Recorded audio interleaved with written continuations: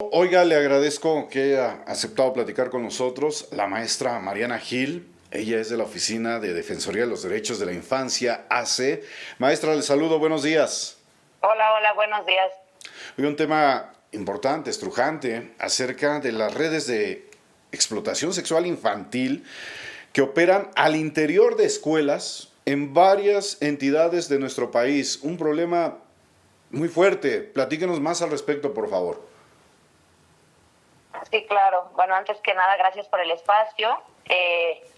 La ODI, la Oficina de Defensoría de los Derechos de la Infancia, somos una organización de la sociedad civil que representamos a niños y niñas víctimas y testigos de delitos. Desde 2008 comenzamos con el primer caso de explotación sexual infantil que sucedió en una escuela. Y a partir de entonces empezamos a litigar más casos también sobre niños y niñas en escuelas y también a documentar diferentes patrones que nos empezaron a llamar la atención. Como ya decías, documentamos 18 escuelas en 7 estados de la República. Lo que nos empezó a llamar la atención es que en esta documentación notamos que casi en la mayoría de los casos existen múltiples agresores. Es decir, existe la participación activa y también de facilitación y de encubrimiento de maestras, maestros, personal directivo, personal administrativo.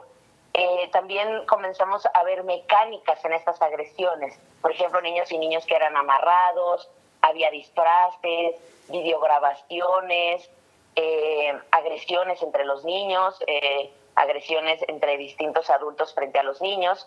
Entonces, a partir de esta documentación y por la dificultad que tienen, digamos, las víctimas individuales de darse cuenta que hay otros casos que son similares a los suyos, la ODI y con diferentes activistas y académicos que nos acompañan, iniciamos una denuncia en la Fiscalía General de la República tratando de que se investigaran más allá de los delitos simples y más allá de las agresiones cometidas a cada niño, que se hiciera una investigación más compleja de qué estaba pasando en las escuelas, por qué en una misma escuela puede haber 10 o 11 agresores o en otra escuela 7, Sí. por qué en las escuelas podemos, por ejemplo, en muchas escuelas notamos que los niños son sacados de las escuelas, que los niños son llevados a lugares ocultos dentro de la misma escuela. Entonces, por eso impulsamos esta investigación. Maestra Mariana Gil, ¿existen protocolos en las diferentes instituciones educativas para poder contrarrestar pues esto que es un delito, la explotación sexual? ¿Hay medidas para poder evitarlo? Por ahora no, justo esas son digamos, las peticiones o el objetivo de este informe, justo es ir para adelante, ¿sí? Sabemos que existen estos casos, ¿qué podemos hacer? Y una parte de esa es, por ejemplo, la modificación de los procedimientos administrativos de la Secretaría de Educación Pública, porque no son adecuados ni son, digamos, sí, establecidos a los estándares de la participación de niños y niñas. Y muchas veces estos protocolos lo que hacen es tratar de también, ¿no?, de determinar el problema en específico, pero no de indagar más allá. Muchas veces ni siquiera la Secretaría de Educación Pública está dando vista al Ministerio Público con estos delitos. También algo muy importante es la garantizar escuelas con infraestructura que resulte segura y transparente para niños y niñas, ¿sí? Evitando cuartos oscuros, casas de personas dentro de las escuelas. Y algo muy, muy importante es la participación de niños y niñas ya en el proceso de justicia.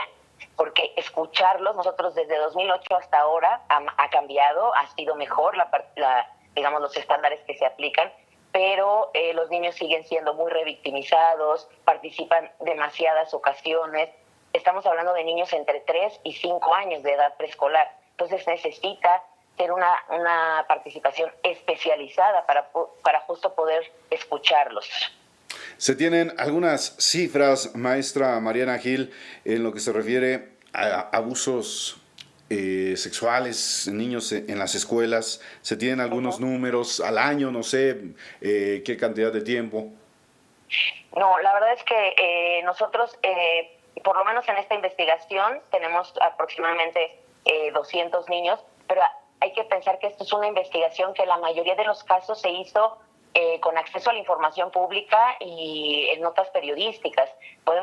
Estamos hablando de muchísimos más niños y niñas en todo el país que pudieran estar siendo víctimas de estos delitos. Por último, maestra, ¿alguna recomendación?